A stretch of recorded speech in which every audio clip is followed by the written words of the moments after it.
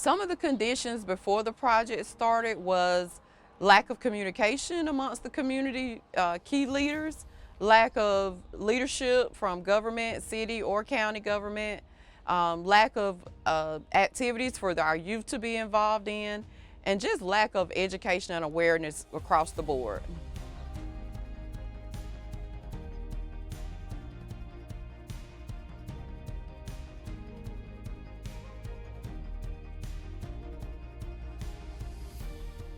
Well, being in Southwest Georgia, we do have a lot of issues. We have a lot of generational poverty. We have health disparity. We have basically families who have faced generational poverty often don't eat well. They don't make healthy choices. They don't choose exercise. They don't have access sometimes to fresh fruits and vegetables. Since we initiated this, I have seen a lot of changes.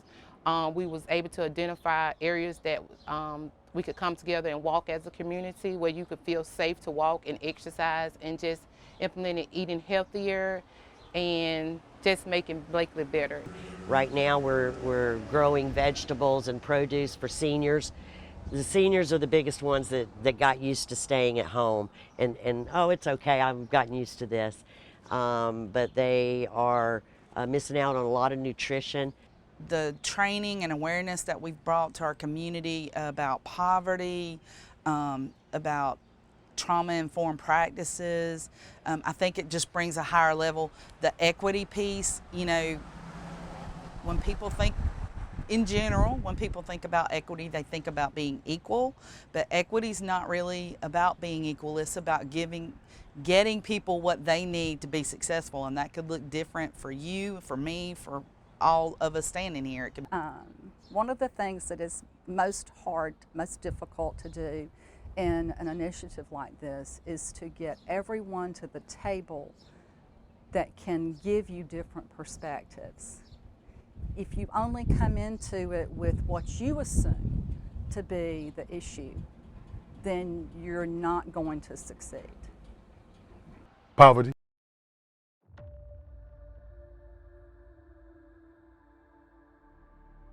When I say poverty, for the poor people, lack of funding.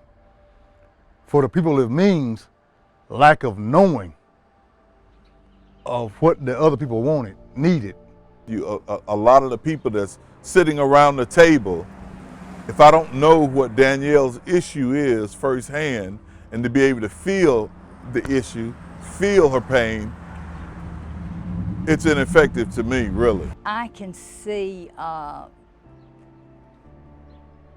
changes in the way our black and white communities work together. There are certainly better communications. We have, like I said, our collaborative meetings, and our boards are mixed much more than they were in the past. We were able, you already had the team together, so we were able to branch out and help fund different needs of families, whether it was a ride, whether it was fruits and vegetables to family where we were still trying to correlate healthy eating, whether it was partnering with primary care, our health department, on what can we do to assist. The hurricane was devastating. It took out our electricity. I live in the middle of town, and when I was out for a week, and but while it was devastating, it was also amazing because it showed the resiliency that our community has and how we come together and work together to help everybody get past that hurricane. Right across the Florida-Georgia line. Chris, you have covered serious storms for more than 20 years. I saw on Facebook you mentioned that you'd never seen damage to this extent. I never have. I've never experienced a hurricane like this before, and I've covered many of them over my many years here at 11 Alive. Number one, the strength and the fury of this storm, but then also the aftermath of this storm as well. When you just pitched to me, you said, and folks, she's right, I'm not in Florida anymore. This is in Georgia. Take a look at this.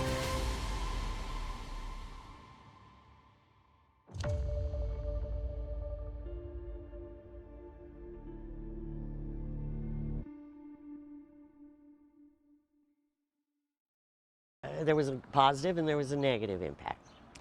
The positive is that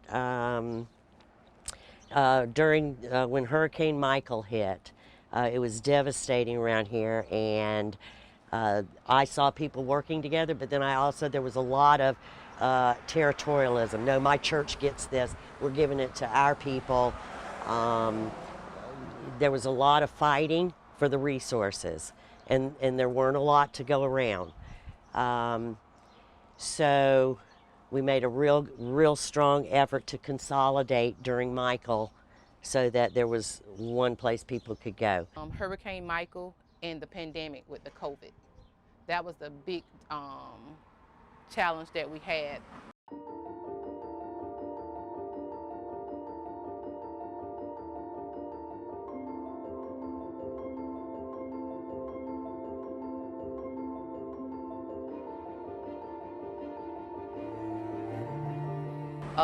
Just trying to educate people about COVID. And where I work at primary care, we also involve the community where we put up tents where people was able to get tested there, they can get immunizations there. And just when we was lack of supplies, the organization pulled together and we came together and made sure we had the supplies that we needed for our community.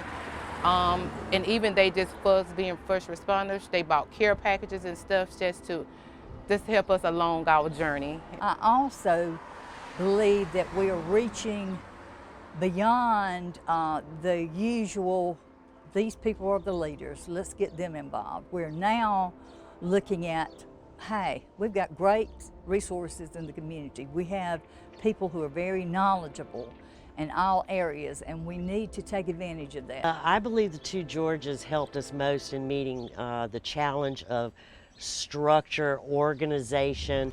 At the time that we started with them, we were just a loose collaborative group, looking at data, yes, but the two Georges and the foundation came in and gave us so many tools that I was unaware of that we were able to use to start the work.